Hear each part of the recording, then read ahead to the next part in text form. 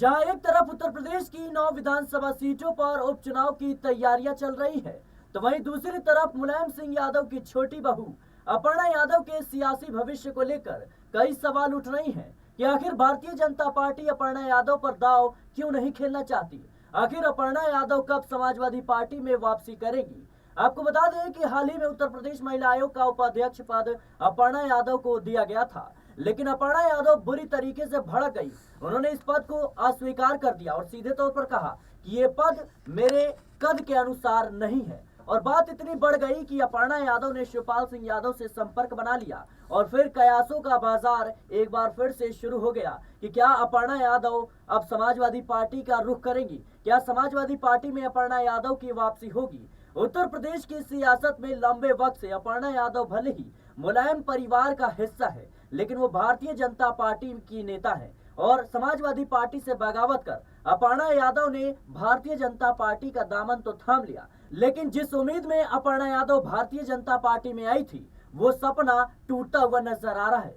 दरअसल जिस तरीके से अपर्णा यादव को लोकसभा चुनाव के दौरान भी दरकिनार किया गया, उसके बाद विधानसभा चुनाव में भी उन्हें टिकट नहीं मिला और अब बारी आती है उपचुनाव की। उपचुनाव में भी अपर्णा यादव पर माना जा रहा था कि करहल जिस सीट से अखिलेश यादव ने इस्तीफा दिया है, उस सीट पर तेज प्रताप यादव के खिलाफ भारतीय जनता पार्टी अपर्णा यादव पर दांव खेलेगी, लेकिन अनुजेश यादव को टिकट देकर अपर्णा यादव के सपने को एक बार फिर से भारतीय जनता पार्टी ने तोड़ दिया है। अब इस उपचुनाव के बीच अपर्णा यादव के सियासी भविष्य को लेकर सवाल उठ रही हैं कि क्या अपर्णा यादव शिवपाल सिंह यादव के जरिए समाजवादी पार्टी में वापसी करेंगी। क्या अपर्णा यादव की वापसी अब समाजवादी पार्टी में होगी, क्योंकि देखा जाए तो काफी समय से अपर्णा यादव कई मौकों पर कह चुकी हैं कि मैं चुनाव लड़ना चाहती हूं। हालांकि उन्होंने ये बात स्पष्ट रूप से कही जरूर है कि मैं परिवार के खिलाफ कभी भी चुनाव नहीं लड़ूंगी, लेकिन इस बात को जरूर दोहराया है उन्होंने कि मैं चुनाव लड़ना चाहती हूं।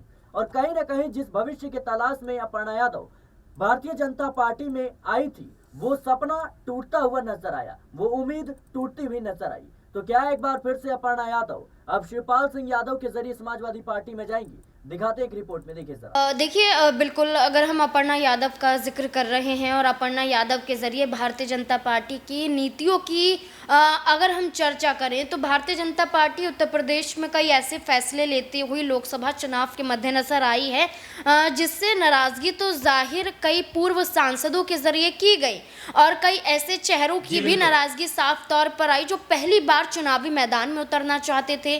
इस कड़ी में अपर्णा यादव एक महत्वपूर्ण चेहरे के रूप में दिखाई दी, जिन्होंने कहा कि मैं केसरगंज और मैं रायबरेली से चुनावी मैदान में उतरने के लिए तैयार हूं, लेकिन अपर्णा यादव को भारतीय जनता पार्टी ने मौका नहीं दिया।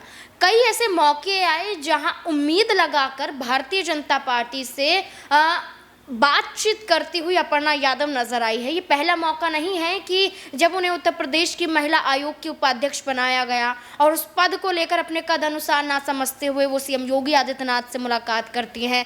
गृह मंत्री अमित शाह के जरिए भी यहाँ पर इस पूरे मुद्दे को सुलझाने की पूरी कोशिश की जाती है, लेकिन अपर्णा यादव इससे पहले भी कई मायनों में लखनऊ बीजेपी दफ्तर में मुलाकात योगी आदित्यनाथ से कर चुकी है।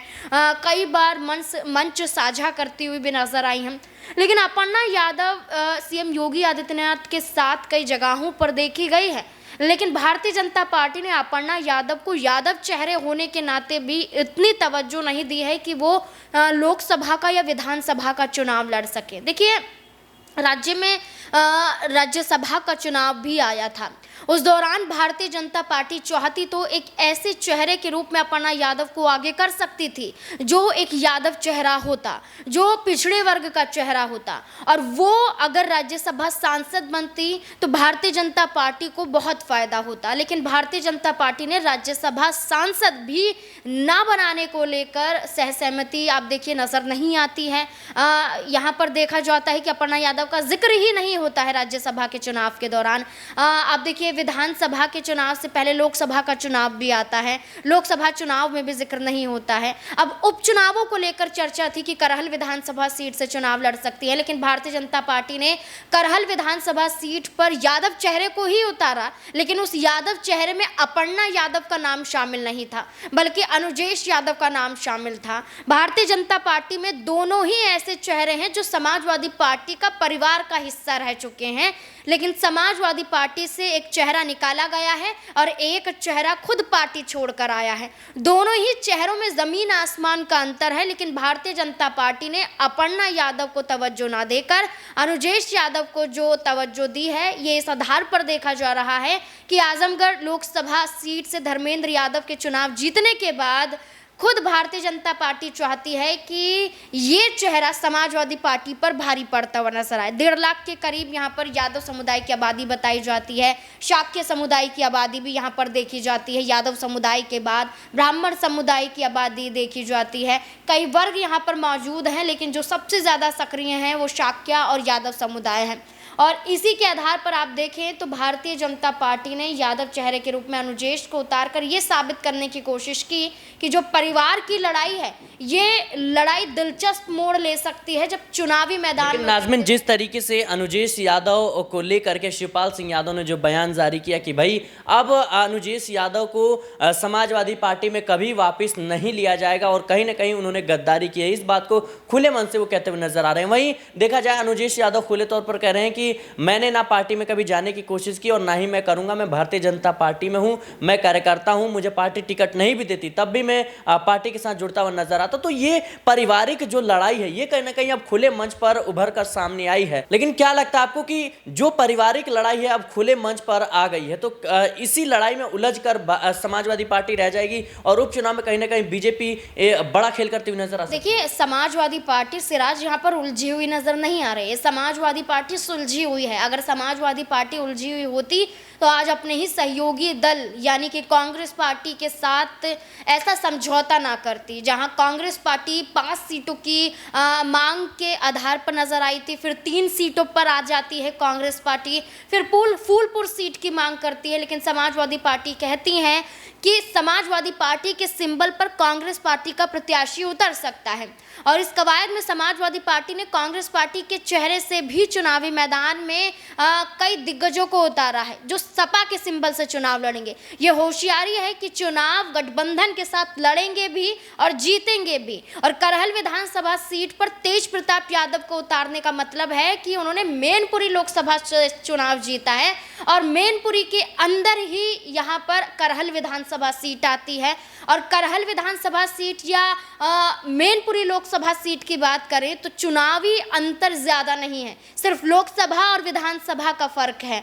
और ऐसे में तेज प्रताप यादव की भूमिका मैनपुरी लोकसभा क्षेत्र में और उसी के अंतर्गत आने वाली करहल विधानसभा सीट पर भी देखने को मिल रही है, जहां खुद समाजवादी पार्टी के तहत अखिलेश यादव कहते हैं कि जहां भारतीय जनता पार्टी नहीं समझ पाती है कि क्या ऐसा फैसला लें और ऐसे में आनन फानन में ऐसे फैसले लेती है भारतीय जनता पार्टी जो जिसमें खुद ही घिर जाती है, जो नारा देती है हम परिवारवाद के खिलाफ हैं, हम परिवारवाद को समर्थन नहीं करते, हमने लोकसभा चुनाव में संघमित्रा मौर्य का टिकट काट दिया, हमने वरुण गांधी का टिकट काट दिया। कई ऐसे चेहरे सामने आए जिसको लेकर उन्होंने परिवारवाद के खिलाफ एक बड़ी मुहिम चलाई।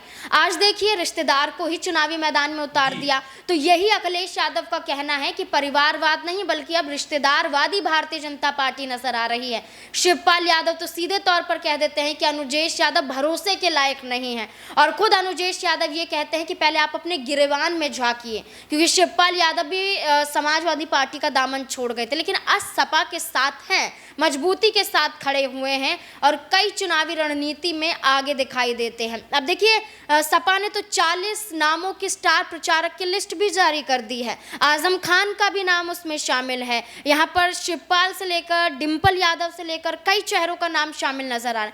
भारतीय जनता पार्टी पहले करहल पर उम्मीदवार नहीं उतार पा रही थी, अब स्टार प्रचारक की लिस्ट जारी नहीं कर पा रही है। चलिए छोड़िए, आप अपर्णा यादव को उपचुनाव में नहीं उतार पा रहे हैं, स्टार प्रचारक की लिस्ट में तो शामिल कीजिए। अब ये बड़ा सवाल है यहाँ पर कि अपर्णा यादव क्या कर रही हैं। अपर्णा यादव को क्या अपनी अहमियत की जानकारी नहीं है?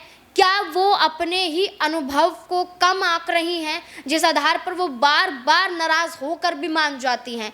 अब 2027 के विधानसभा चुनाव से पहले अपर्णा यादव की नाराजगी ज्यादा बढ़ती है तो अब देखिए सपा का दामन थामने के लिए भी मजबूर हो सकती हैं अपर्णा यादव। जी बिल्कुल दर्शकों, अपर्णा यादव को लेकर कई अहम सवाल इस वक्त उत्तर प्रदेश की राजनीति में उठ रहे हैं, क्योंकि भारतीय जनता पार्टी ने लगातार उन्हें जिस तरीके से नजरअंदाज किया है, माना जा रहा है कि अपर्णा यादव कुछ बड़ा बड़ा कदम उठाने वाली है और बड़े कदम की तैयारी में है। ऐसे में देखा इस लिहाज से भी जा रहा है क्योंकि शिवपाल सिंह यादव से उनकी नज़दीकियां जो है वो काफ़ी ज़्यादा मानी जाती है और ऐसे में माना जा रहा है शिवपाल सिंह यादव समाजवादी पार्टी में अपर्णा की वापसी करवाएंगे। तो सुना आपने किस तरीके से अपर्णा यादव की राजनीतिक भविष्य को लेकर कई सवाल उठ रहे हैं। हमारे साथ जो हमारे सहयोगी थी उन्होंने किस तरीके से आपको बताया कि इस वक्त अपर्णा यादव को लेकर क्या कुछ हलचल तेज है और कब अपर्णा यादव कहीं ना कहीं समाजवादी पार्टी का रुख कर सकती हैं। फिलहाल इस प्रोग्राम में इतना ही। देश और दुनिया की तमाम खबरों के लिए बने रहे नेक्स्ट 9 पॉलिटिकल बाइट के साथ।